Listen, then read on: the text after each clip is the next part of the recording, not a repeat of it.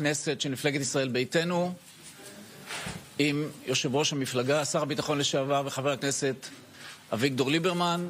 אנחנו נפתח בדברים של חבר הכנסת ליברמן, לאחר מכן כמובן שאלות ותשובות. שתי בקשות קטנות, אנא טלפונים להעביר למצב שקט, וכאשר נעבור לשלב השאלות והתשובות, אנא כל שואל יציג את עצמו בבקשה. תודה. חבר הכנסת ליברמן, בבקשה.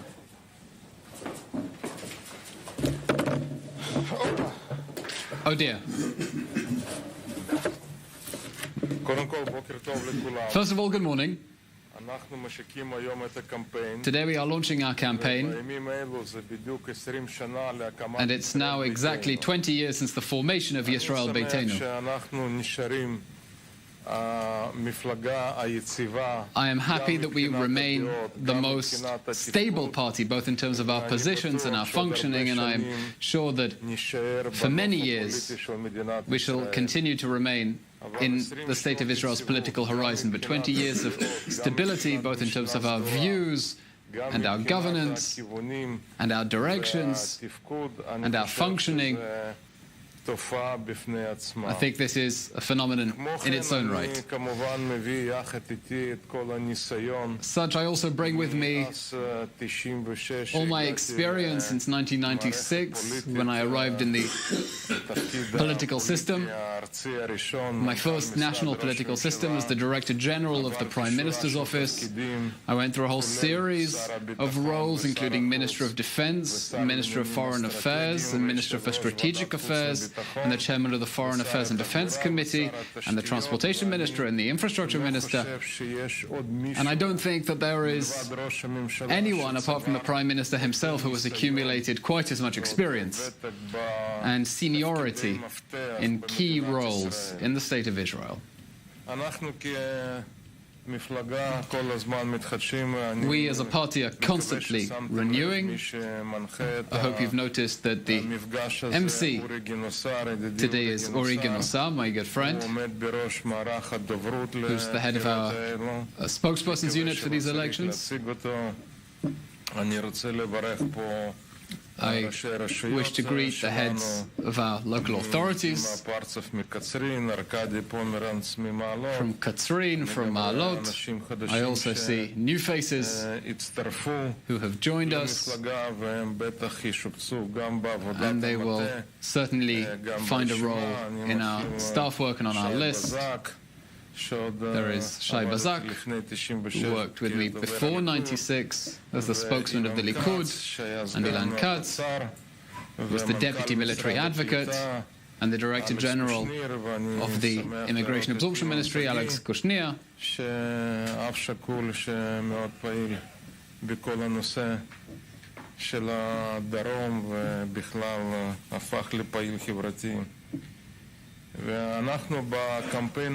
We, in this campaign, of course, shall focus, as always, on three issues. First of all, security and terrorism, the whole surrender to Hamas. We're talking about equality, yes to equality, and not to a fifth column.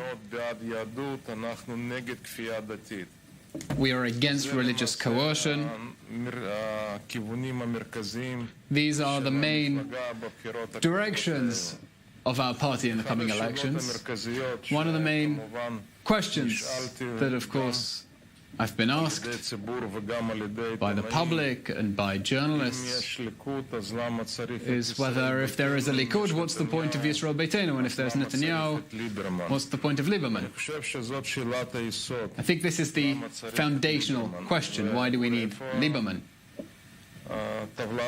Where's the table? Bring me the table.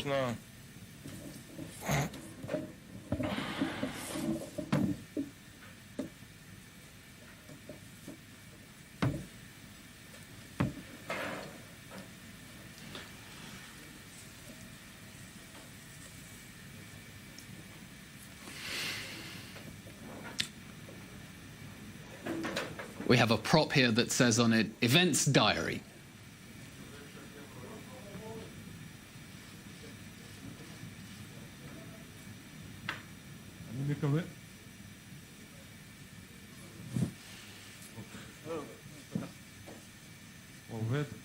Is this working?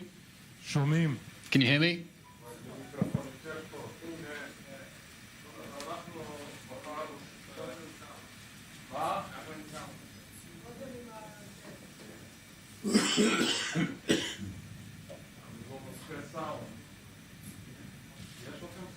Do you have sound?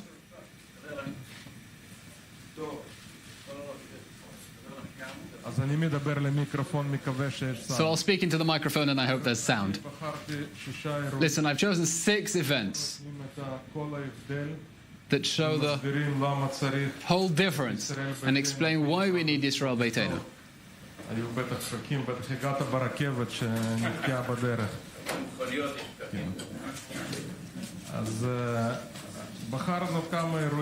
We've chosen a few events that serve as the best illustration of why Liberman is needed.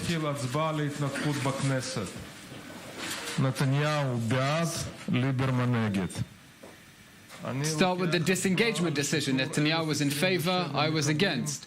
What about the release of over 1,000 terrorists as part of the Shalit prisoner exchange deal? Netanyahu was in favor, I was against. I want to remind you that at least 50% of all the terrorists who were released in that deal, at least half of them, returned to terrorism, and they bear responsibility for the murder of 7 Israelis since they were released. The next issue, the vote in the cabinet on apologizing to Turkey. Netanyahu was in favor, Liberman against. Permitting the transfer of Qatari fuel to Gaza, Netanyahu in favor, I was against. As defense minister, I tried to stop this. I think that transferring fuel or any aid to the Gaza Strip must be conditional on the release of our soldiers and our citizens who are in Hamas captivity. But there was a clear directive, and that's how the Qatari fuel entered the Gaza Strip. The decision to transfer $50 million to Hamas, Netanyahu's landing now, the Qatari envoy will arrive now with another $15 million, which will enter the Gaza Strip today or at the latest tomorrow.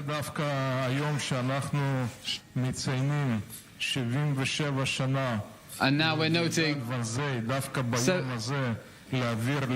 and it happens to be on the day of the Basel conference that we're going to pass another $15 million in cash to Hamas. It is a humiliating surrender to terrorism, and no flight to Africa can cover up this shame and the surrender of a sovereign state with a strong army to terrorism.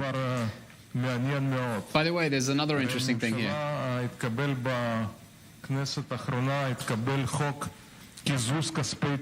The government made a decision to reduce money that would have gone to terrorism. It's meant to take about $1 billion shekels from the money that is transferred to the Palestinian Authority. That money that goes to the families of martyrs and terrorists who murdered Israelis, who are in Israeli jails, or who are getting paid as a reward for killing or getting killed in clashes with the security forces. What I noticed that instead of preparing to cut that terror money, the National Security Council is doing somersaults in the air in order to try to prevent this. There is no intention at the moment to cut the terror money. There's an attempt to spread it out and to decide to move on. The same law, by the way, one of its proponents was from the Likud, former head of the Israel Security Agency, Avi Dichter, together with Elazar Stern, and the Shin Bet, the Israel Security Agency, supported this. And I'm interested in how they're going to deal with cutting terror money, which is meant to happen for the first time at the end of January. I'd like to bring this to the attention of the families of people who were killed in terrorism who were so key to passing this law.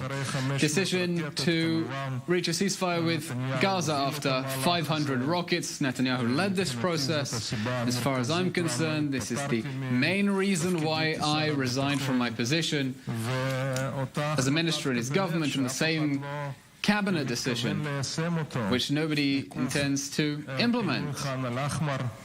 The demolition of the Bedouin village of Khan al-Ahmar, despite cabinet decision, despite my own attempts to evacuate it.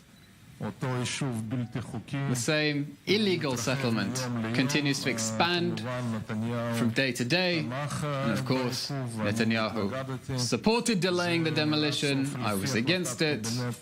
According to the cabinet decision, it had to be by the end of 2018 to demolish it, but no one actually intends to do that.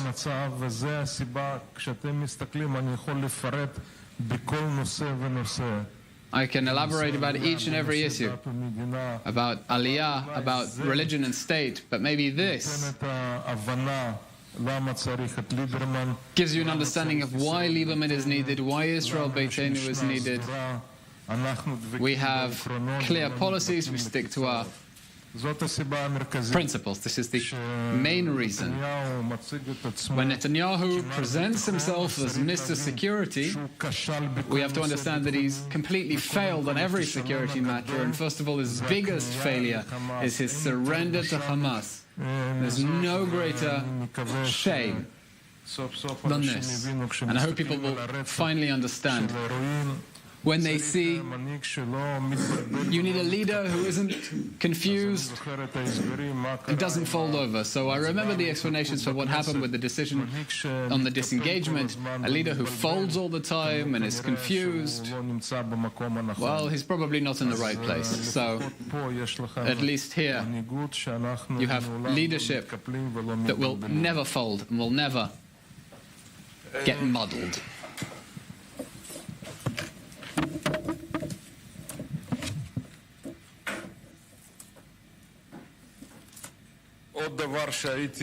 One more thing that I wish to emphasize, because people always ask me, what about your manifesto on the economy? What are you offering in the fields of the economy? So here too, I don't want there to be any confusion, because I've heard that many people are trying to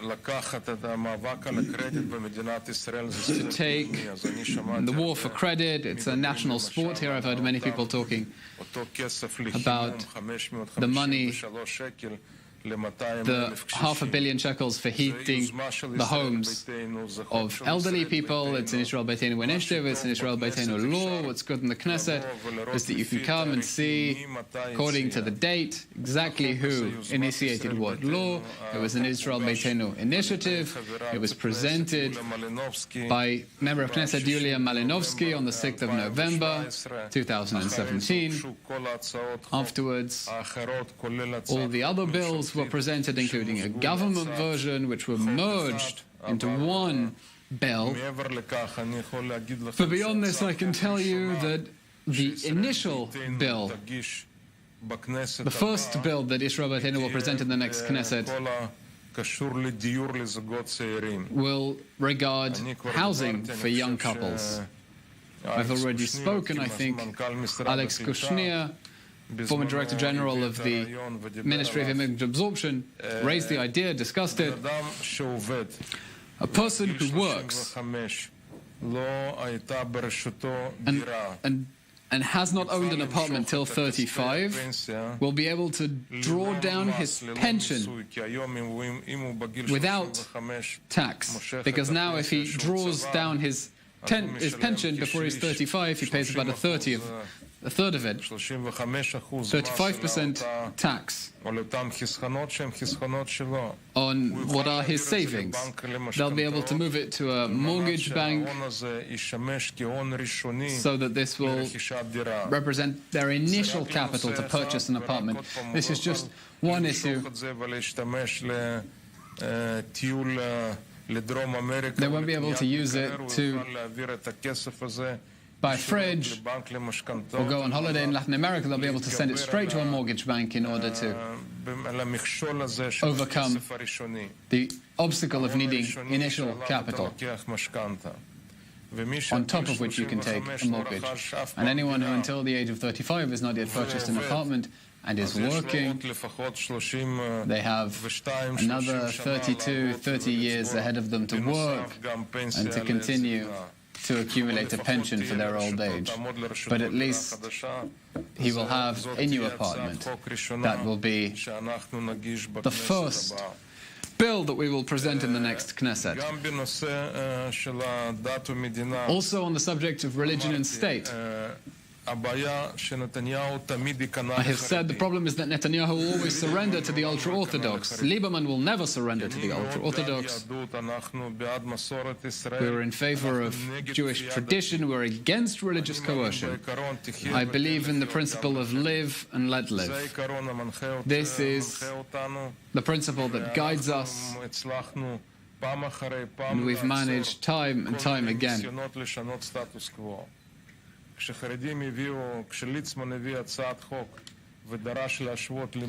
And that is former Israeli Defense Minister Avigdor Liberman proposing, launching his elections campaign with that slogan we said is untranslatable. Lieberman doesn't give a damn about a whole list of issues.